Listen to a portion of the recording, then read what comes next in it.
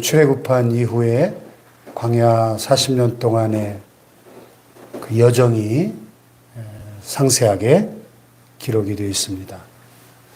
왜 하나님께서 모세에게 이 40년 광야 여정을 이렇게 그 모든 코스를 이렇게 자세하게 기록하게 하셨을까요?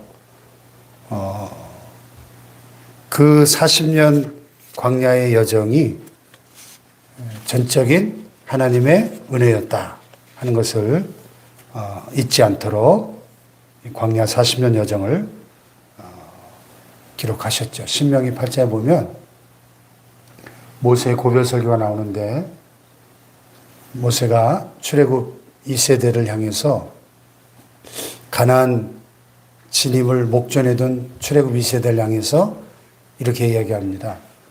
내 하나님 여호와께서 너로 이 40년 동안 광야의 길을 걷게 하신 것을 기억하라. 이는 너를 낮추시며 너를 시험하사 마침내 내게 복을 주려 하심이니라 그랬어요. 광야 40년 동안 그 광야의 길을 걷게 하신 것을 기억하라는 거죠. 잊으면 안 된다는 겁니다.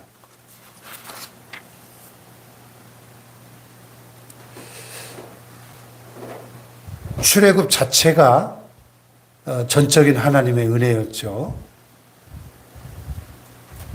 여기 3절에 보면 이스라엘 자손의 그 모든 사람의 목전에서 큰 권능으로 나왔으니 그랬어요. 400년 동안 종살이 하던 애굽에서 하나님의 큰 권능으로 하나님이 애굽 전체를 10가지 재앙으로 심판하시고 그 10가지 재앙은 애굽에는 여호와께서 그들 중에 치신 그 모든 장자를 장사하는 때라. 10번째 재앙으로 장자들이 다 죽었죠. 애굽 전체는 지금 초상집인데 여호와께서 그들의 신들에게도 벌을 주셨다. 그것은 애굽 땅만 사람들만 심판한 게 아니라 그들이 신으로 섬기던 애굽의 태양신을 비롯해서 그 태양신의 아들이라고 불렸던 바로 왕의 지방까지 애굽 신들을 또한 심판하시는 재앙이었죠. 출애굽의 이 위대한 하나님의 역사는 구원의 역사고 그것은 하나님의 큰 권능의 역사고 그것은 전적인 하나님의 은혜의 역사였다 하는 것을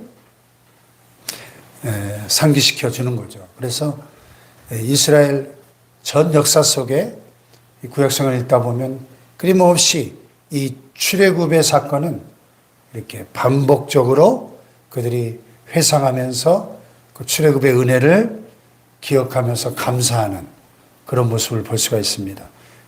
저와 여러분도 죄와 사탄의 노예였던 우리를 십자가의 보혈의 은혜로 죄에서 자유케 하시고 우리를 구원하신 그 은혜에 대해서 그 구원의 사건을 우리는 끊임없이 반복적으로 상기하면서 이 구원의 은혜를 잊지 말아야 합니다.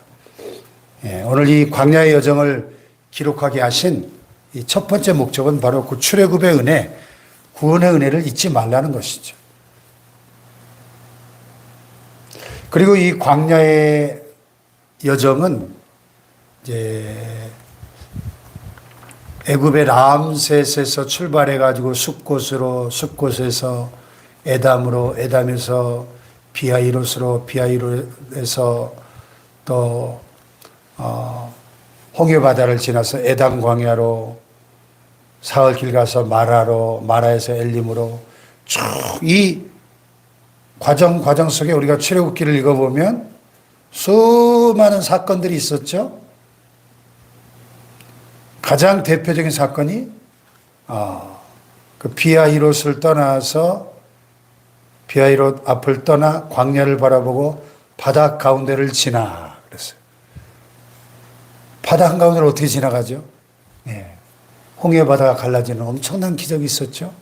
하나님의 큰 권능으로 바다 가운데 길을 만드신 하나님의 역사. 인류 역사상 가장 큰 기적의 초자연적인 하나님의 기적의 역사라고 할 수 있죠. 바다가 갈라지고 바다 한가운데로 하나님이 예비하신 길을 건너갑니다. 네. 그리고 사흘 마라에 이르렀을 때 마실 물이 없어서 물이 있긴 있었는데 써서 마실 수 없었다. 마라, 쓰다. 그런 뜻이죠. 거기서 하나님께 원망하고 부르짖다가 그 마라의 쓴물이 단물로 바뀌어지는 그런 또 기적의 역사를 경험했었죠. 그리고 마라를 떠나니까 엘림이라고 하는 오아시스가 있었죠. 샘물 열둘과 종려 70그루가 있는 오아시스의 놀라운 축복이 예비되어 있었습니다. 마라에 쓴 그 고난을 지나고 나면 엘림이라고 하는 오아시스의 축복이 예비되어 있는 것이죠. 예. 그래서 왜 나만 겪는 고난이냐고 불평하지 마세요. 고난의 뒤편에 있는 주님이 주실 축복 미리 보면서 감사하세요. 그런 찬송이 있죠. 예. 마라 뒤에 그 고난의 쓴물 뒤에 샘물 열둘과 종려 70그루를 예비하고 계신 하나님의 축복의 역사입니다. 엘림을 떠나 홍해가로, 홍해가에서 신광야로, 돕가로, 알롯으로, 또 르비딤으로, 르비딤에서도 마실 물이 없어서 또 원망하고 모세와 다투죠. 그리고 르비딤에서 또 아말렉 족속과의 전투가 있었죠. 그래서 모세가 손을 들면 이스라엘이 이기고 모세가 피곤하여 팔이 내려오면 아말렉이 이기는 이 기도의 중요성을 보여주는 사건이 르비딤에서 또 있었죠. 또 시내 광야에 진을 치고 그 시내 산에서 한 1년 정도 머무르면서 율법과 성막을 받죠. 시내 광야를 떠나 기브론 핫다와 하세롯, 림마 쭉 가다가 이제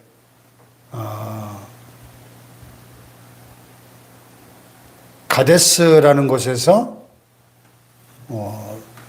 12정탐꾼을 파송을 했는데 10명이 믿음 없는 10명의 정탐꾼이 부정적인 보고를 할 때 이스라엘 백성들이 그 부정적인 보고를 받아들여서 하나님을 원망할 때 그들이 남은 38년을 이 광야를 뱅뱅뱅뱅뱅 돌면서 끊임없이 방황하는 벌을 받게 되죠.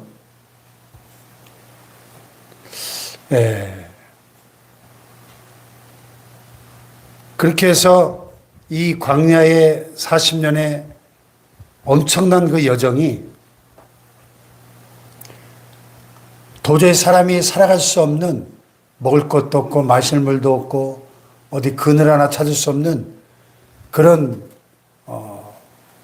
무서운 환경 속에서도 하나님의 은혜로 그들이 날마다 새벽마다 내려오는 하늘의 만나를 먹고 굶어 죽지 않고 또 반석에서 샘물이 나와서 그 물을 마시고 또 낮에는 구름 기둥으로 시원하게 덮어주시고 밤에는 불 기둥으로 따뜻하게 덮어주시고 또 구름 기둥과 불 기둥이 떠올라서 앞장서 가면 그들이 또 새로운 목적지를 향해서 나아가고 이 광야의 40년 전 여정은 100% 하나님의 은혜로 그들이 생존할 수 있었다 하는 것이죠. 예. 그래서 오늘 우리가 이 세상 사는 인생길이 이 광야길에 종종 비유가 되죠. 이 세상은 광야와 같습니다.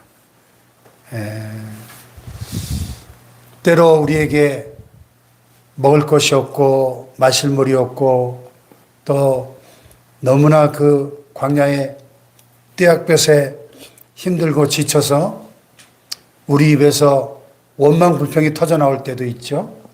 또 우리가 지쳐서 주저앉아 낙심할 때도 있을 것입니다. 이 광야의 여정에서 우리는 왜 하나님 우리에게 그 광야의 길을 걷게 하시는지, 이 40년 동안 광야길을 걷게 하신 그 하나님의 그 광야의 길을 기억하라 하신 말씀처럼 이 광야의 길을 걸으면서 우리가 낮아지고 또 낮아져서 하나님만을 전적으로 의지하는 믿음의 백성 되기 원하시는, 겸손히 하나님만을 의지하는 하나님의 백성 되기를 원하시는 하나님의 뜻을 깨닫고 광야를 지날 때 우리는 더욱더 하나님만을 바라보고 하나님만을 신뢰하고 의지하고 나아가는 믿음의 백성들 되시기를 주님의 이름으로 축복합니다. 기도하십시다.